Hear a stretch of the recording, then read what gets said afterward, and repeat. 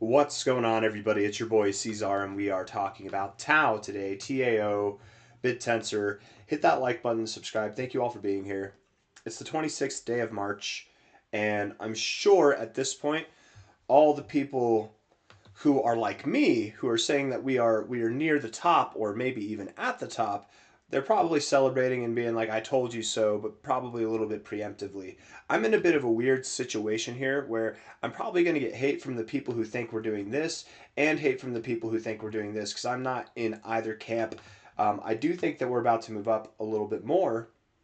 I do believe we'll get up to this zone, but I do believe that as far as this move is concerned, we're at that final like 10% of the move, guys. And it's really, even if we do move up another like 10 to 30% from here, it's not worth making a bet on at all, right? And actually, I think we could move up even more than 30% if I'm not mistaken. Let me see. 460. Yeah, okay, like 33%. So basically 30%, yeah. And all I'm trying to say here in the beginning is I don't believe this is the high. I believe it looks super scary because we've moved up so far, but I don't believe it's the high. I think that what we're going to see, and typically as moves taper off, I mean, look at this, right? Was this the high? No. It tapered off, and then you got the high, right? Was this even the high? Right here? No. This was the high. You notice how it wasn't like here and then down? It was like here, distribution, and then down, right? Was it here? Was this the high? No, distribution and then down, right? You can see it. You can see it every time it happens, right? Like right here. Here, was this the high? Was this the high? No, but it was super scary, but that was the high. This might be kind of a fake out, a bad example in my opinion, but still, even if this wick didn't happen, even if we had lower highs, there's still time to be proven wrong in this distribution zone, right? And you can accept that as time develops. It's possible that this is the high, but anybody right now who's celebrating that this is the high for TAO and that we're going down, that's the end of the move, you're very preemptive. You're what we call, I don't know, you're pre-bearish. I don't know. I got to come up with a better word for that. My mind was going somewhere else and it wasn't publicly friendly. Anyways, $343, 10 hours, 20 minutes left in the day. Let's get into the short-term stuff. Enough of my shenanigans. I do believe we're going to move higher. And the predominant reason why I believe we're going to move higher is that from a high here, is this the right high to take? Yes. High to low, we've gone above the golden ratio. We've closed above the golden ratio. And typically in this kind of situation, you would continue to the 786, if not the 886 zone. But hold on now. This in itself is not the sole reason why I think that this will happen, right? We go to TAO and we look at the all-time history.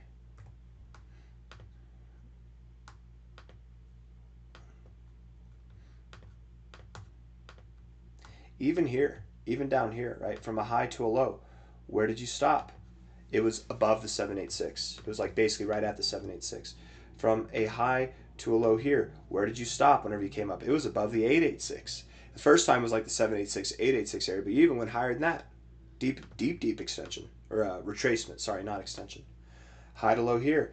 You did stop at the golden ratio, but this overall phase, the high end of the phase was, yes, right at the 786 again, before you actually started to move down. Unless you count October 10th's wacky price action is real, which I don't, but inevitably it came true anyways. So who knows? High to low here, my thought is just that we've never seen it do anything less than a 786. Doesn't mean that that's not good enough. It could be here. Just because it's done that before doesn't mean that this can't be the top. It absolutely can. But what I don't think is logical is to just assume that from here, that's the top, we're moving down. It can happen. Maybe that happens, but typically you look back again at how TAO tops off. There is, say TAO tops off 5 times fast. That's probably not that hard to say. Whenever it does top off, it distributes. You go through distribution. So I'm thinking that this top might come in the beginning of April, and then we sell off. That's probably what's going to happen. In the midst of that, you'll have people who, once we move up here, I told you so. Once we move down here, I told you so, and blah blah blah, and then everybody will FOMO in at the top, and then that's whenever we sell off. That's when we get our more robust movement. We look at the 1 hour time frame. And what we have here is a very standard corrective process. A, B, C correction. It looks pretty perfect in my opinion. We look at TAO. Let's go on Binance here for the volume. As you're moving down, there's really not, I mean, there's a little bit of volume here, a little bit of volume here as well. Are they buying at the lows though? I mean, that might be what's happening. There might be some buying pressure. And in fact, I'm kind of curious. Let's just see. Like at the low here, I mean, that could be some forced selling, some people selling lows, but again, moments like this, they're generated to make people sell here and not sell at the top. You're selling at a relative good point. Don't get me wrong, not financial advice, not a financial advisor. If you've been strategic about TAO at all, it is a good time to sell. Even if we go up to 460 from here, we move up over $100 from here, it's still a good time to sell. You're not gonna be upset about that, because given a month or two, you're probably going to be at dramatically lower prices than we are even now. But looking at the 1 hour time frame, I'm not convinced that starts here.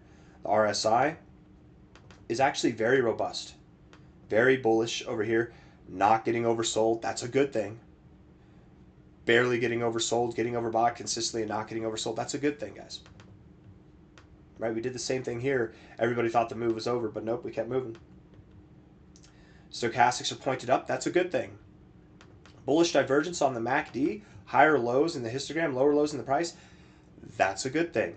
And the oscillators here in the MACD, they are coming down to the zero level, looking like if we're getting this bullish divergence, we're going to bounce off the zero. That's a good thing on top of a good thing. You got a good thing Sunday going on here, you guys. And I don't mean Sunday as in the day. I mean Sunday as in that delicious little dessert that none of us probably have enough of. We should all get hot fudge sundaes after this. 4 hour time frame. Looking at the RSI, you've got lower lows in the RSI. You've got higher lows in the price. That is hidden bullish divergence is what that is. It's a good thing. Bouncing off the 50 on the stochastics, you guessed it, it's a good thing. And the little cherry on top of our good thing Sunday is that, I mean, the MACD overall is very bullish. I guess there's nothing really good going on right now. We're crossed down. You can have a false cross, and that would definitely be nice to see if we had a false cross here, like we did here. This is a false cross, right, where you looked bullish, but just kidding, we're bearish. But then you had a bounce off the zero. I mean, overall the MACD is definitely bullish. It definitely is. But there's not really anything to go off of here, I suppose. Not until if we cross up soon and we provide this to be a false cross, that would definitely be nice to see. I bet if I spent some time and I worked out the parameters of my MACD to where these false crosses went away and instead they got to points that were like this, where it's like they got close to crossing but didn't, I bet there's a way that you could work the parameters out where these false crosses go away, and that would actually be really nice. Because instead of waiting on a false cross, we might wait on like a real cross, which might take a little bit more. It might be a little bit more latent and not as preemptive, but I think that's okay. Anyways, I'm all over the place, man. Daily time frame. Now the daily time frame is interesting, isn't it? There is bearish divergence, but there was bearish divergence the day before that too, and it was even worse. And here again, something that I said in one of my X posts yesterday is that bearish divergence is only realized if you get a red daily candle close. So sure, it looks like bearish divergence now. We have 10 hours left in the day. You're only down 1%. And you look good on your 1 and 4 hour time frames. 10 hours left, looking good on the short-term stuff. I bet you close today green. As long as you're closing today green, and this is the gist of what I said on my X post. I don't want to pull it up because we're taking so much time already. High to low. The gist of what I was saying on my X post was, as long as you're closing green days, this $400 to $460 range is entirely feasible. It's completely reasonable to expect that that's where we're going to go. Because we don't actually have bearish divergence until you have a red daily close. We're at this point now less than 1% away, less than 0.5% away from closing today green. And everybody wants to see. The thing is, guys, you can short TAO. So now you've got people who think they're smart for not buying. They're going to be like, maybe I'm super smart and I'll just short it here. TAO pumps 30%. You're going to wreck everybody going short. I don't care if you're using 5x leverage. You're going to wreck everybody.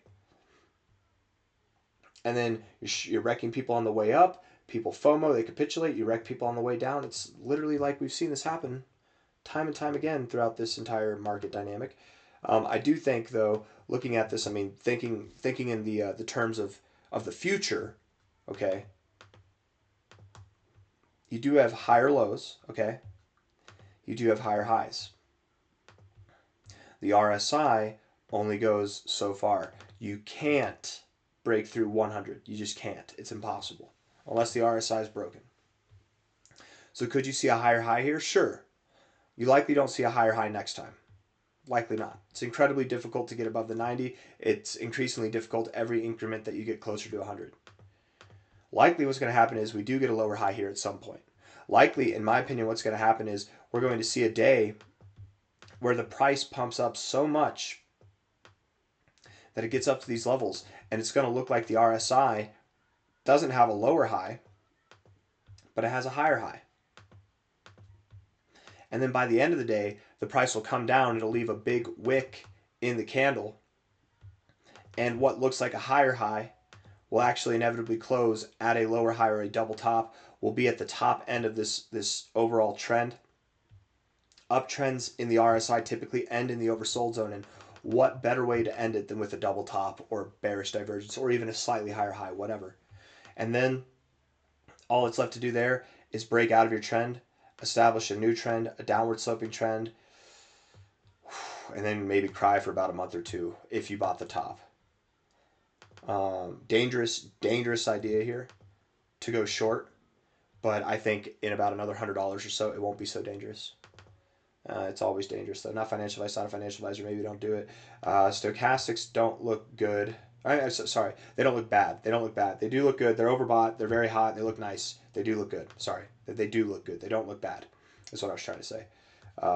If you even like switch the words the way that I said it, I was like, they don't look good. If I said they don't look bad, that would have been that's how I meant to say it. Was they don't look bad. They don't look bad. You know, they're overbought. There's not really a whole lot to go off of there. The MACD. Lower highs here, you have bearish divergence presenting itself, not confirmed. Now with the MACD, it's not a red day that confirms bearish divergence. It's when you get a pale body.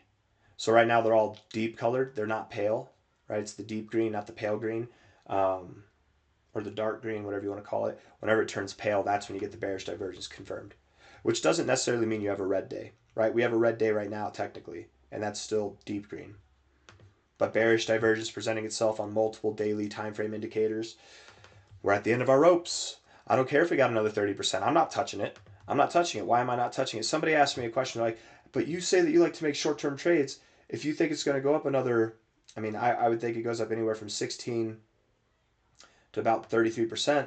Why wouldn't I make this trade? It's because that's nice. That's a good thought. But here's another one. You're up about 140%, almost 2.5x, and overall you've seen a over 2.5x in a bear market. You're the only shining star in a pit of despair and darkness. Maybe not the only one, but one of the only ones. I've been through this before. This is my fourth bear market. Coins like this are distractions. They make you sell your coins that are down here that haven't pumped at all while this one's pumping. They make you sell these ones down here, and then you buy this one at the highs, and then it dumps on you. And then these coins dump too. They both dump together, and they're at the same point, right, of dumping overall from like wherever the point was to begin with.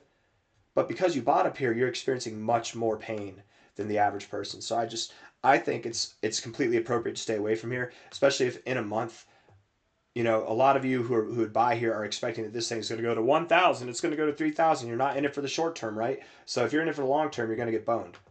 It's not good to buy at these levels, even if it does go up a little bit. Now, if you have it in mind to buy here and sell like above $400, between $4 to $460 somewhere, and you have tight stop loss parameters, maybe like if we go below, I don't know, what would be a moment to panic? Let's see. If we close a day below 324, okay, then maybe. If you have some rules, right? If you can stomach a 7% loss as risk for what would arguably be a 16 to 33% gain, okay, fine. That risk reward isn't bad, to be fair. But I'm just not going to take it. I'd rather wait to go short. If I go short at all. I won't tell you guys though. I don't want to really incentivize leverage trading. But if you are leverage trading and you are degenerate, do this weird thing where instead of using highest leverage possible, use very low leverage. Use like 2x, use 3x leverage. Tell me if your life changes, okay? And most importantly, Don't let them stay open forever. You should not be in a position for more than a day. It should be in and out. Be in and out. In and out. I'm not going to say anymore because I don't want to incentivize trading. A lot of people watching this should not trade. Weekly time frame. I say a lot. Like if there's 100 of you watching, probably all 100 of you shouldn't be watching. Should not be trading. Let's see. Weekly RSI. I mean, does this not say it all? Do you guys see can you imagine what I'm going to say? How much higher do we normally get? I mean, the last couple of times that we've been exactly here or higher have been relative high points. Makes sense to me. Does it make sense to you? The MACD is bearish overall. Yes, we're cross screen, but it's bearish overall. The stochastics, same thing, man. What happened last time we were here? Oh, we were at a high point. We dropped. How much did we drop? From a high to a low over the months to go. Over like a 4-month period, we dropped 73%. Whenever we were over by here, we were at a high point. What did we do? In about a month and a half's time, we dropped 41%. We moved up afterwards. Inevitably, the catastrophe here happened and we dropped 71% overall, but I don't know if I'd count that as real price action. I said I wouldn't earlier, so I'm not going to count it now to just make a point. And then here when we were overbought last time, we were at a high point. We sold off over the months to go 77%. 41% seems really small compared to 77, but that's still a 41% drop. Guess what? High to low here, you dropped 40% as well when you're overbought.